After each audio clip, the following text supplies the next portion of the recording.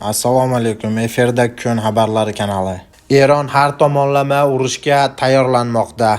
IRNO agentligining xabar berishicha, Tehron shahri hokimi Alirizo Zakani aholini ehtimoliy hujum oqibatidan ogohlantirib, agar urush boshlansa, aholi qayerlarga evakuatsiya qilinishi haqida xabarlarni bergan. Tehron shahri hokimi Alirizo Zakanining aytishicha, poytaxt bunday vaziyatlarga avvaldan tayyor bo'lib kelgan va bunday boshpana markazlari Eronda xizmat qilishni boshlab yuborgan. Yana Tehron hokimi shuni aytib o'tganki, Tehronda bir qancha metrolar ancha zarbaga bardoshli ekanligini aytib, aholini qanday holatda evakuatsiya qilinishini ham aytib o'tgan. Hurmatli do'stlar, Alirizo Zakanining gaplaridan shuni tushunish mumkinki, Eron hukumatı avvaldan urushga tayyor bo'lgan va hozir ham tayyorgarlikni oshirib bormoqda. Eron hech qaysi Amerikadan ham, Isroildan ham cho'chimasligini butun jahonga isbotlab bo'ldi. Amerikaning Associated Press agentligining xabar berishicha, Eron tomonga Amerika Qo'shma Shtatlari vertikal tarzda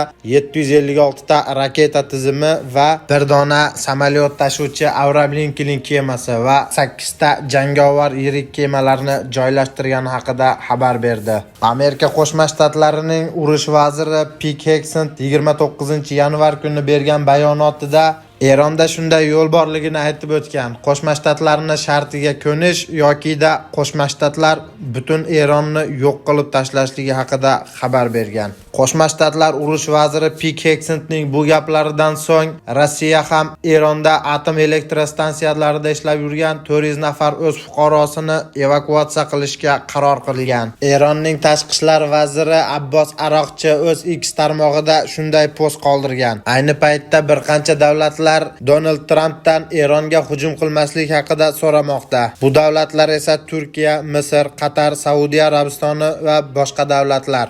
Aroqchining yana xabar berishicha, Yevropa davlatlari mutlaqo jim. Aroqchi yana shunday deb post qoldirganki, ayrim Yevropa davlatlari Qo'shma Shtatlar bilan Eronga qanday zarba berishligi haqida ham kelishib olgan. Bular Buyuk Britaniya, Fransiya, Isroil, Qo'shma Shtatlar deb yozib qoldirgan. Aroqchi o'z so'zi oxirida Eron hech qachon bu davlatlarni unutmasligini va ular vaqti kelib bu pozitsiyada ekanligidan juda qattiq afsuslanishini bildirgan. Hurmatli do'stlar, kanalimizga obuna bo'ling, o'z fikringizni kommentariyada qoldiring. Bu biz uchun juda qiziq. Kanalga obuna bo'lib, like bosib, bizni qo'llab-quvvatlang.